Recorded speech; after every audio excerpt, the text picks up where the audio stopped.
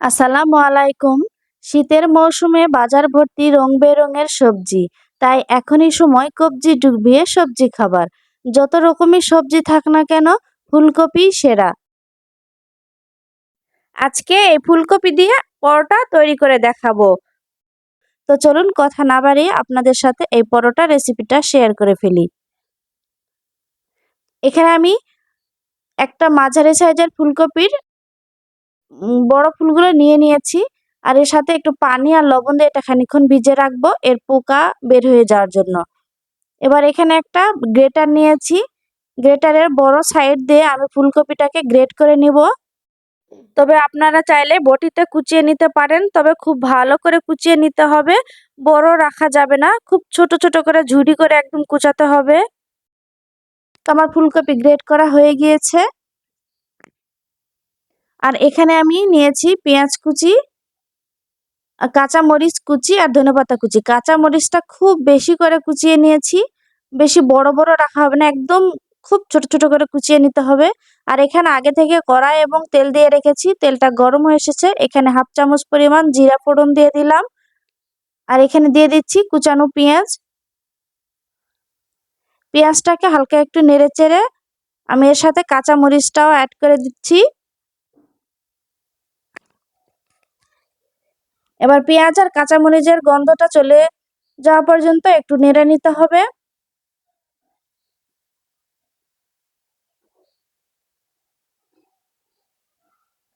আর এর সাথে আমি গ্রেট করে রাখা ফুলকপিটা দিয়ে দিচ্ছি। সবগুলো ফুলকপি দিয়ে আমি খুব সুন্দর করে একটু হালকা করে নেড়ে নিব।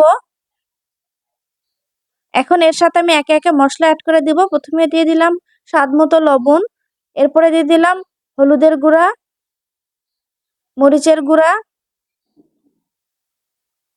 এরপরে দিয়ে দিচ্ছি আমি ধনিয়া গুঁড়া, আর সবশেষে আমি একটু দিয়ে দিলাম গরম মশলা গুঁড়া। গরম মশলা গুঁড়া অবশ্যই ব্যবহার করতে হবে। আর আমি এখানে দিয়ে দিচ্ছি হাফ চামচ পরিমাণ আদা বাটা,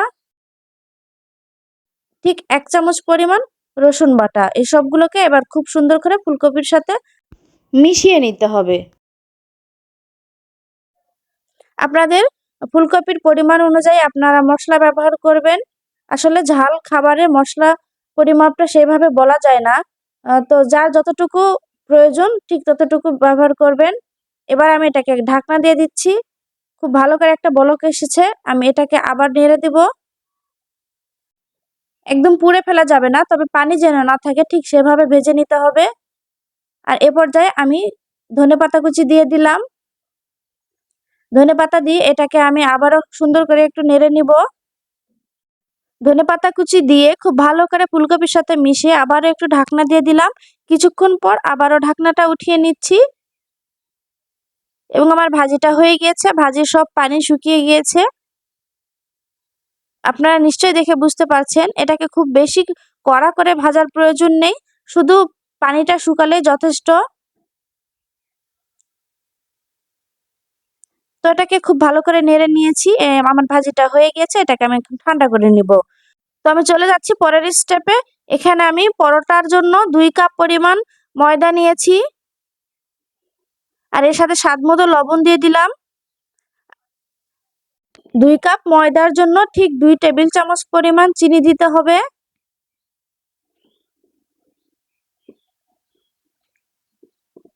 আর এখানে কিছু তেল দিয়ে আমি এটাকে খুব ভালো করে মাখিয়ে নিব। তেলের পরিমাণটা আমি 2 টেবিল চামচ দিয়েছি। আর এটা খুব সুন্দর করে হাতে মাখাতে হবে।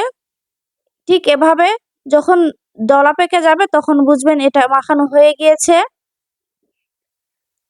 আর এ পর্যায়ে একদম ফুটন্ত গরম পানি আমি 1 কাপ নিয়েছি, একটু একটু করে মিশিয়ে এটা খুব ভালোভাবে ময়দার সাথে মিশিয়ে নেব। পরোটার ডোটা এমন হবে যে খুব শক্ত না আবার খুব নরমও না, যেন আপনি যখন পরোটাটা বানাতে যাবেন খুব সুন্দরভাবে পরোটা রুটি বেলে যাবে, ঠিক সেই রকম ভাবে পরোটার ডোটা বানাতে হবে। আমি এটাকে এখন হাতে মেখে নিব খুব ভালো করে। আপনারা নিশ্চয়ই দেখে বুঝতে পারছেন এই ডোটা কতটুকু পরিমাণ শক্ত বা নরম। খামিরটা যখন মোটামুটি এভাবে শেপে আসবে সেই অবস্থায় আমি হাতে একটু সয়াবিন তেল নিয়ে নিলাম আর এটাকে খুব ভালো করে এখন ম্যারিনেট করে নিব। আপনারা নিশ্চয়ই দেখে বুঝতে পারছেন এটা কতটা সুন্দর হয়েছে, হাতেও লেগে নেই একটু এবং বাটিতেও নেই। রেস্টে রাখার কোনো প্রয়োজন নেই। আমি এখন সরাসরি পরোটা বানানোতে চলে যাচ্ছি। কত সুন্দরভাবে নরমভাবে পরোটার ডো তৈরি হয়েছে এবং রুটি বেলা যায় সহজভাবে। আপনারা একবার বাসায় ট্রাই না করলে বুঝতে পারবেন না। আর এটাকে আমি হাতে মথে নিচ্ছি, খুব সামান্য পরিমাণ মথলেই হয়ে যাবে। আপনি যদি ফুটন্ত গরম পানি দিয়ে পরোটার ডো তৈরি করেন সেক্ষেত্রে এটা কোনোভাবে স্টিকি হয় না। এটা খুব সুন্দরভাবে পরোটা তৈরি করা যায় খুব সহজেই।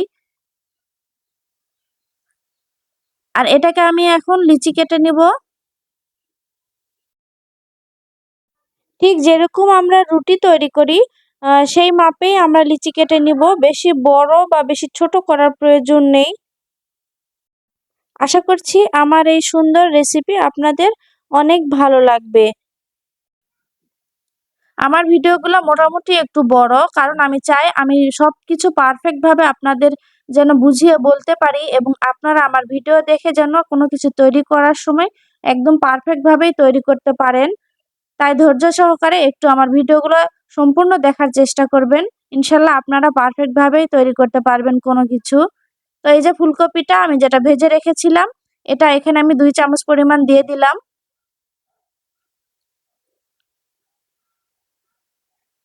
আর এটাকে ঠিক এভাবে মোমোর শেপের মতো করে গোল করে মুখটা মুড়িয়ে নিতে হবে।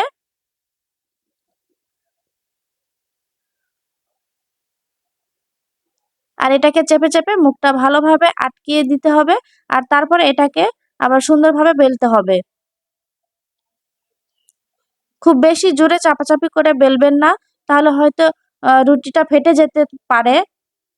হালকা হাতে প্রেস করে একটু বেলে নিবেন। আর এটা খুব বেশি বড় করার চেষ্টা করবেন না, মিডিয়াম সাইজের হলেই যথেষ্ট।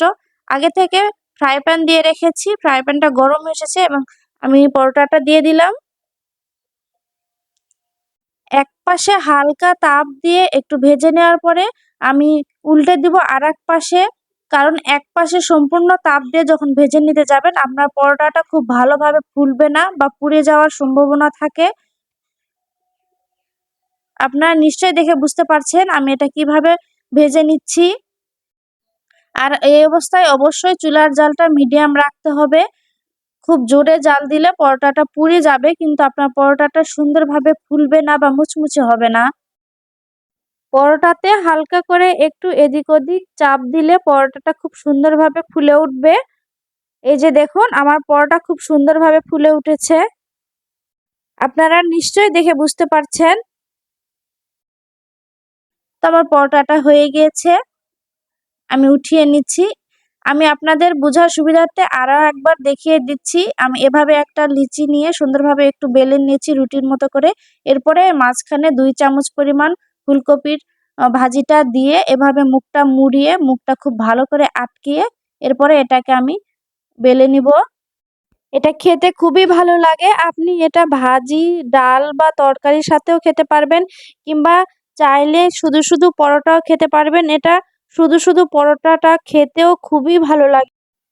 তো আমার এই সুন্দর রেসিপি আপনাদের যদি ভালো লাগে অবশ্যই লাইক, কমেন্ট এবং শেয়ার করে দিবেন এবং আমার ইউটিউব চ্যানেলটি সাবস্ক্রাইব করে পাশে থাকা বেল বাটনটি প্রেস করে দিবেন নিয়মিত আমার চ্যানেলের পাশে থেকে আমার চ্যানেলটিকে সাপোর্ট করার জন্য। আর ইতিমধ্যে যারা আমার ইউটিউব চ্যানেলটি সাবস্ক্রাইব করেছেন তাদেরকে অসংখ্য ধন্যবাদ। আমার পরোটা ভাজা হয়ে গিয়েছে, আমি আপনাদের দেখিয়ে দিচ্ছি পরোটাটা কত সুন্দর হয়েছে। পরোটার ভিতরে ফুলকপি খুব সুন্দরভাবে ছড়িয়ে আছে। তো আজকের মতো বিদায় নিচ্ছি, সবাই ভালো থাকবেন, আল্লাহ হাফেজ।